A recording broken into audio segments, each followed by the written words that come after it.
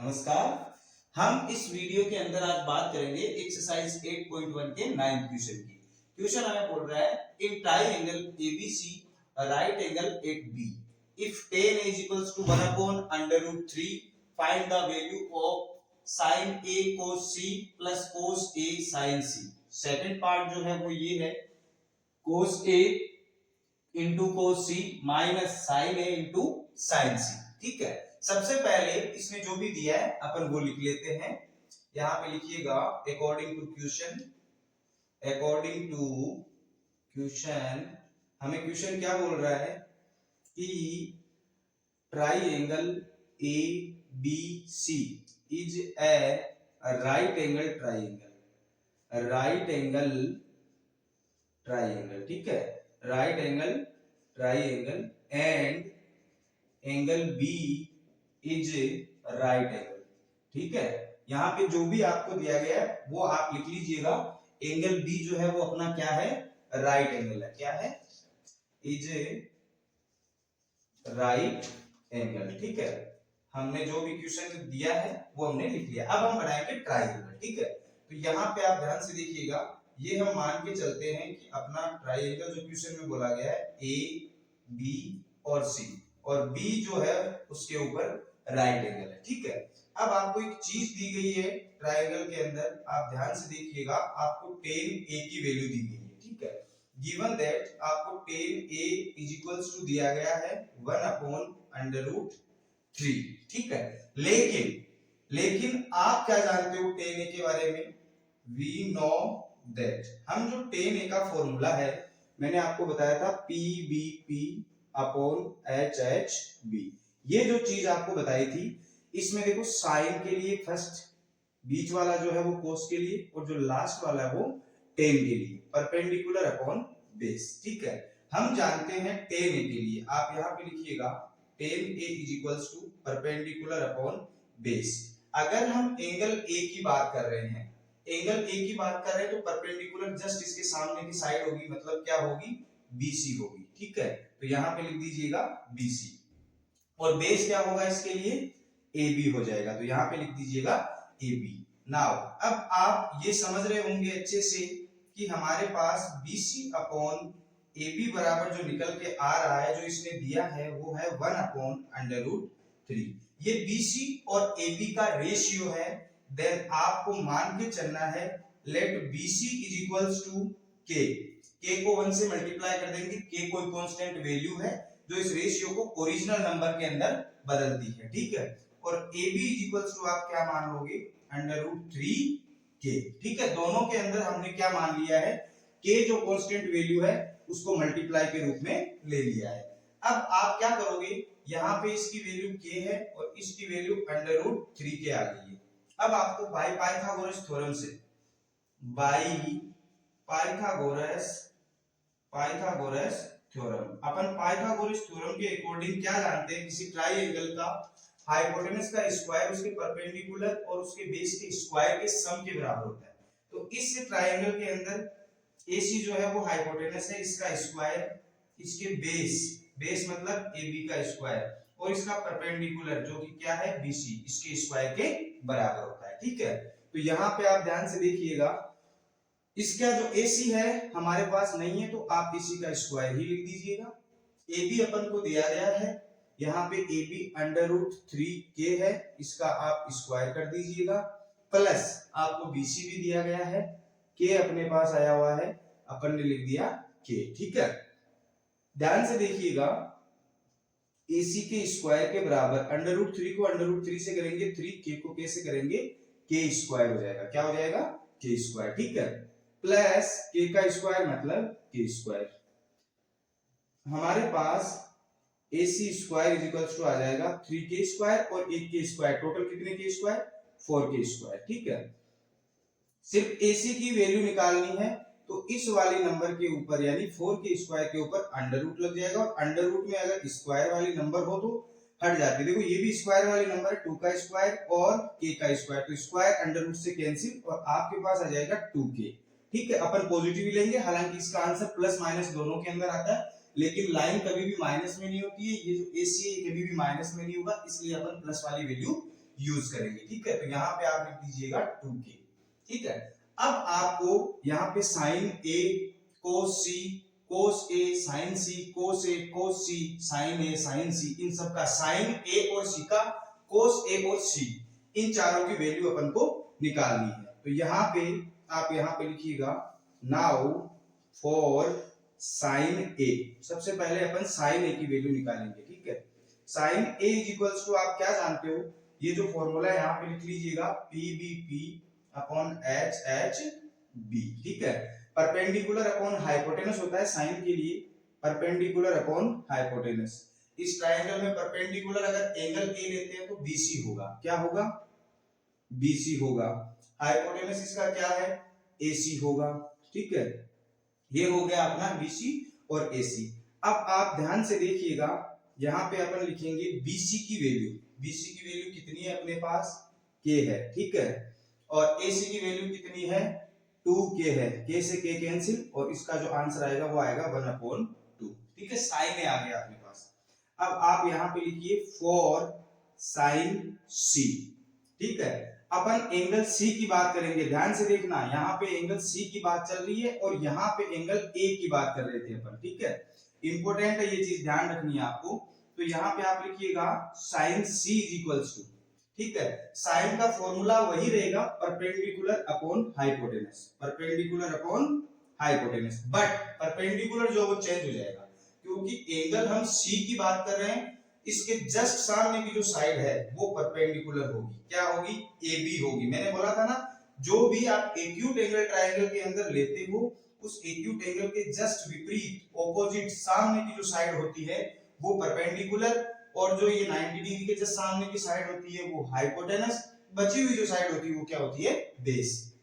Angle C के लिए अपन बात कर रहे हैं, तो परपेंडिकुलर हो गया अपना AB, क्या होगा, AB। तो यहाँ पे लिख दीजिएगा AB अपॉन हाइपोटेनस चेंज नहीं होता है, हाइपोटेनस इसका AC ही रहेगा, और इसका जो आंसर निकल के आएगा वो अपने पास आ जाएगा, AB की जो वैल्यू है वो कितनी है, √3 अपॉन AC की वैल्यू कितनी है, 2k, और इसकी √3k, k से k कैंसिल हो जाएगा, अपने पास आ जाएगा √3/2। ये आ गई अपने पास साइन C की वैल्यू, इसकी वैल्यू आ गई साइन C की वैल्यू। अब आप cos A और cos C की वैल्यू निकाल लीजिएगा, ठीक है। यहाँ पे लिखिएगा फॉर cos A, ठीक है। cos A की जो वैल्यू है वो अपन निकालेंगे, यहाँ पे लिखिएगा cos A is equals to, cos A का जो इस फॉर्मूले के अकॉर्डिंग क्या सूत्र होगा, फॉर्मूला क्या होगा, base upon hypotenuse, base upon hypotenuse. Base कितना है, ध्यान से देखिएगा, अपन cos A के लिए बात कर रहे हैं, एंगल A के लिए बात कर रहे हैं, मतलब इसके जस्ट सामने की साइड परपेंडिकुलर, और ये हो जाएगा अपना बेस। बेस क्या है, √3k अपॉन हाइपोटेनस कितना है, 2k, k से k कैंसिल हो जाएगा, और अपने पास जो वैल्यू निकल के आएगी किसकी, cos A की, वो आ जाएगी √3/2, ठीक है। अब यहाँ पे आप देखिएगा for cos C, cos C की वैल्यू अपन और निकाल रहे हैं। cos C की वैल्यू अगर हम ज्ञात करेंगे तो यहाँ पे ध्यान से देखिएगा, cos C के लिए फॉर्मूला सेम रहेगा बट परपेंडिकुलर चेंज हो जाएगा, एंगल C की बात कर रहे हैं, ध्यान से, इंपॉर्टेंट चीज है बहुत ज्यादा, यही गलती होती है, यही मिस्टेक होती है, लेकिन आप ये मिस्टेक नहीं करोगे, ठीक है। एंगल C की बात करें, परपेंडिकुलर होगा इसके जस्ट सामने की साइड, ठीक है, और बेस क्या हो जाएगा, BC। AB परपेंडिकुलर रहेगा C एंगल के लिए, AB परपेंडिकुलर और बेस रहेगा BC, ठीक है। फॉर्मूला है बेस अपॉन हाइपोटेनस, बेस क्या है इसका, BC, हाइपोटेनस क्या है, AC। BC कितना दिया गया है आपको, ध्यान से देखिएगा, K दिया गया है, ठीक है। हाइपोटेनस कितना है, 2k, K से K कैंसिल, और इसका जो वैल्यू आएगी निकल के आ जाएगी 1/2, ठीक है। तो चारों चीजें आ गई है अपने पास। अब हम इसका फर्स्ट जो पोर्शन है वो करेंगे, हमको दिया गया है sine A cos C plus cos A और इंटू साइन C, ठीक है। इसको हम लेके चल रहे हैं, ध्यान से देखिएगा, साइन A की वैल्यू की बात कर रहे हैं, साइन A की वैल्यू अपन ने निकाली 1/2, ठीक है, इंटू cos C की वैल्यू बात की जा रही है, cos C की वैल्यू 1/2 ही है, ठीक है, प्लस cos A की बात कर रहे हैं, cos A की वैल्यू कितनी है, √3/2, 2 इनटू, फिर दोबारा से किसकी बात कर रहा है, साइन सी की। साइन सी की वैल्यू कितनी आई, √3/2। ठीक है, अब इस कैलकुलेशन को आसानी से कर लीजिए, 1 1 जा 1, 2 2 जा 4, प्लस 3 √3 को √3 से करेंगे आंसर आएगा 3, √3 को √3 से करेंगे तो √9 आंसर आएगा। इसकी वैल्यू जो होती है वो प्लस माइनस 3 होती है, हम माइनस नहीं लेंगे प्लस ही लेंगे, इसलिए इसका जो मान है वो कितना आ जाएगा, प्लस का 3 आ जाएगा, और 2 2 जा कितने हो जाएंगे, 4 हो जाएंगे। ठीक है, अब आप ध्यान से देखिएगा इसका आंसर कितना आ जाएगा, इसके अंदर इसको ऐड करोगे तो आंसर आएगा 1। ठीक है, आप ऐड करके देख लीजिएगा, एलसीएम लेके आराम से 1 ही इसका आंसर आएगा। ठीक है, इसका सेकंड जो पार्ट है वो अपन को दिया गया है cos A cos C minus sine A और साइन C। ठीक है, तो रख दीजिएगा वैल्यू, बहुत ही आसान। cos A की वैल्यू √3/2 इंटू cos C की वैल्यू 1/2 माइनस साइन A की वैल्यू 1/2 इंटू साइन C की वैल्यू कितनी है, √3/2। ध्यान से देखिएगा, √3 को 1 से करेंगे √3, 2 2 जा 4, माइनस √3 को 1 से करेंगे √3, 2 2 जा 4, और इसका जो आंसर आएगा वो निकल के क्या आ जाएगा, 0। बहुत ही आसान।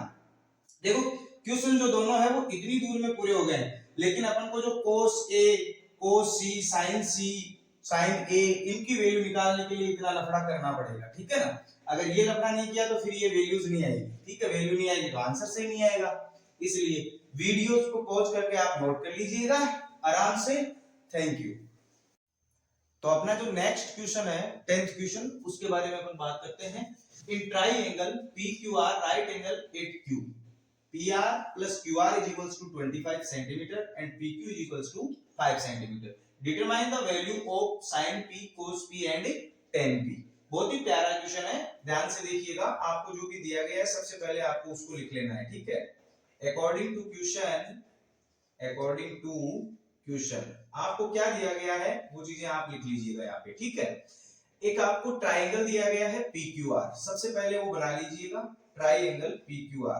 ठीक है, ये अपना ट्राइंगल हो गया PQR। ठीक है, Q जो है इसका राइट एंगल, इसने बोला है क्वेश्चन में, अपने लिख दिया। ठीक है, अब आपको दिया गया है PR plus QR 25 सेंटीमीटर। ध्यान से देखिएगा, PR मतलब हाइपोटेनस और QR मतलब इसका परपेंडिकुलर, जो भी है आपको दिया गया है PR plus QR 25 centimetre and PQ क्या दी गई है आपको, 5 सेंटीमीटर दी गई है। ठीक है, तो यहाँ पे आप लिख लीजिएगा जो भी आपको दिया गया है, गिवन दैट आपको क्या दिया गया है, एक तो दी गई है PQ is equals to 5 centimetre और दूसरी आपको दिया गया है PR plus QR is equals to 25 centimetre.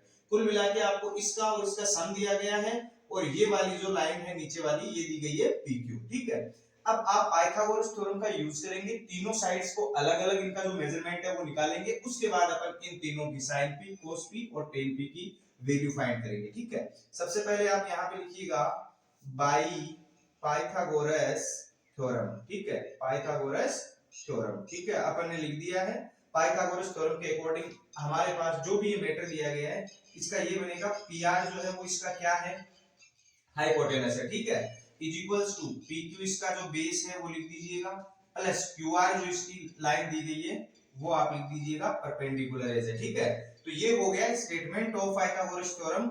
इसके अकॉर्डिंग आपको चलना है, आपको PR नहीं दिया गया है, PR और प्लस QR दिया गया है। ठीक है, इज इक्वल्स टू PQ आपको दिया गया है 5 का स्क्वायर कर दीजिएगा, और जो QR है, अब आप QR को यहाँ पे ध्यान से देखिएगा कैसे अपन इसको कन्वर्ट करेंगे, कैसे अपन इसको लिखेंगे। अब यहाँ पे एक ब्रैकेट में चीज लिख दीजिएगा आप ध्यान से, यहाँ पे बहुत ही प्यारी चीज है जो आपकी, वो है PR plus QR is equals to कितनी है, 25 सेंटीमीटर। ध्यान से, अब जो QR है हम QR को इधर रख लेंगे और PR को हम उधर भेज देंगे, तो हो जाएगा 25 माइनस PR, यानी QR की जो वैल्यू है इस QR की वो हमारे पास आ गई 25 माइनस PR। ठीक है, तो यहाँ पे आप इसको प्लॉट कर दीजिएगा इस फॉर्मूले के अंदर, पाइथागोरस थ्योरम के अंदर। तो यहाँ पे आपका हो जाएगा पी आर का स्क्वायर इज इक्वल्स टू, ध्यान से, पी क्यू का स्क्वायर है 5 का स्क्वायर मतलब 25 प्लस क्यू आर कितना अपन ने निकाला है 25 माइनस पी आर, ठीक है। यहाँ पे 25 माइनस पी आर का होल स्क्वायर आ जाएगा।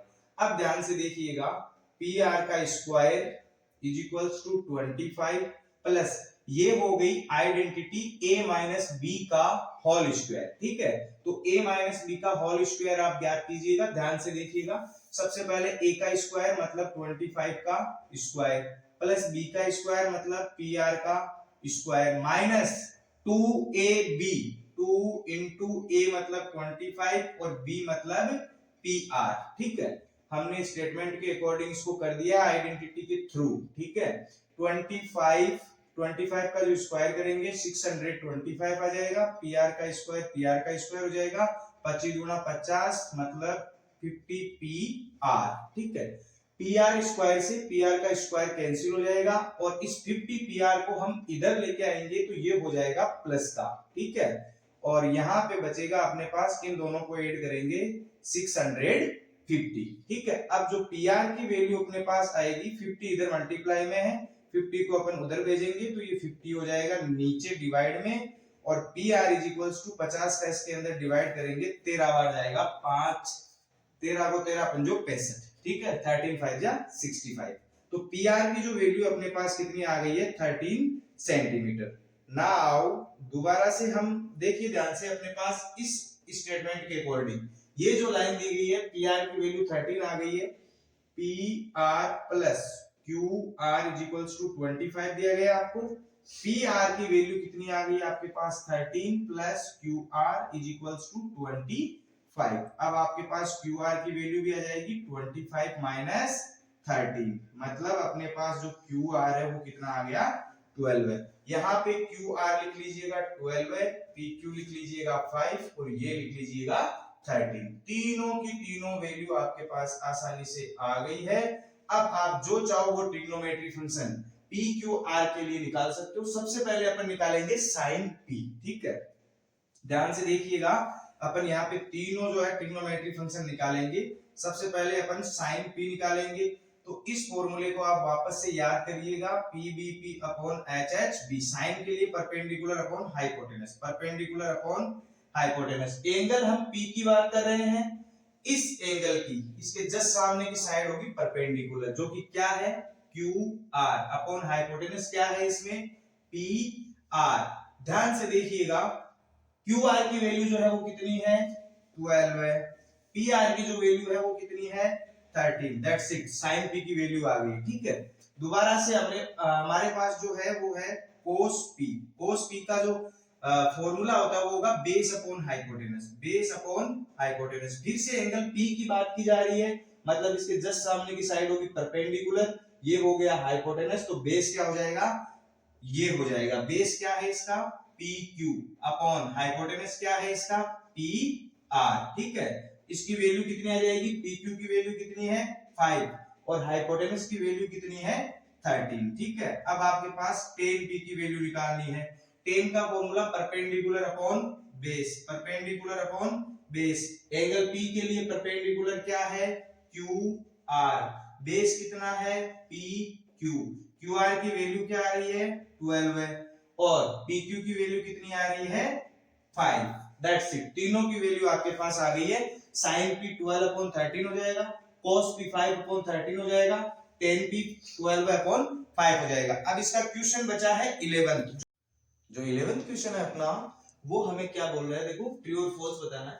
The value of tan a is always less than 1, कोई जरूरी नहीं है, tan की जो वैल्यू है किसी थीटा के लिए हमेशा इस tan a का जो मान आएगा वो 1 से ज्यादा भी आ सकता है, कोई ज्यादा बड़ी बात नहीं, क्योंकि जो tan a का फॉर्मूला होता है वो होता है परपेंडिकुलर अपॉन बेस। अब जरूरी थोड़ी परपेंडिकुलर बड़ा भी हो सकता है, जैसे मान लो परपेंडिकुलर 12 हो बेस 5 हो तो इसकी वैल्यू जो है वो 2 पॉइंट समथिंग आ जाएगी, मतलब कुल मिला के ये जो है ये फाल्स है, ठीक है। बहुत ही आसान चीजें हैं, पांचों आराम से देखना। sec a is equals to 12 upon 5 for some value of angle a, किसी एंगल a के लिए sec a का मान जो है वो वैल्यू जो है वो 12 upon 5 आ सकती है। अब देखो कैसे आ सकती है, sine cos tan cot sec, sec का जो फॉर्मूला होगा वो होगा हाइपोटेनस अपॉन बेस। क्या होगा? Hypotenuse upon base. हाइपोटेनस हमेशा बड़ी होती है और बेस छोटा हो सकता है, बिल्कुल ये वाली चीज जो है सेकंड जो है ये क्या होगा? ट्रू होगा। ठीक है। cos A is the abbreviation used for the cosecant of angle A। मतलब ये बोल रहा है कि cos A जो है वो cosecant का संक्षिप्त रूप है, छोटा रूप है। नहीं, ये जो cos A है ये कोसेकेंट का संक्षिप्त रूप है, कोसेकेंट का नहीं। ये यूज किया जाता है कोसेक के लिए। किसके लिए? कोसेक के लिए। तो ये क्या होगा? थर्ड जो है वो अपना क्या होगा? फॉल्स होगा। Cot A is the product of cot and A, नहीं ये भी फॉल्स होगा, बिकॉज इसके पीछे रीजन है कोट ए जो है वो कोट और ए का प्रोडक्ट नहीं है, वो किसी ट्राइंगल में एंगल ए के लिए ट्रिग्नोमेट्रिक फंक्शंस का रेशियो बताता है। किसके लिए बताता है? कोट के लिए बताता है एंगल ए। ये प्रोडक्ट नहीं हो सकता, प्रोडक्ट मतलब गुणा नहीं हो सकता। ठीक है। sin theta is equals to 4/3 for some angle theta. sin theta का जो फॉर्मूला है वो हमारा क्या होता है? परपेंडिकुलर अपॉन हाइपोटेनस होता है। अब यहाँ पे देखिए परपेंडिकुलर जो है वो बड़ा दिखाई दे रहा है हाइपोटेनस से, जबकि ये पॉसिबल नहीं है क्योंकि इसकी जो ग्रेटेस्ट साइड होती है ट्राइंगल के अंदर, राइट एंगल ट्राइंगल के अंदर सबसे बड़ी जो साइड होती है वो क्या होती है?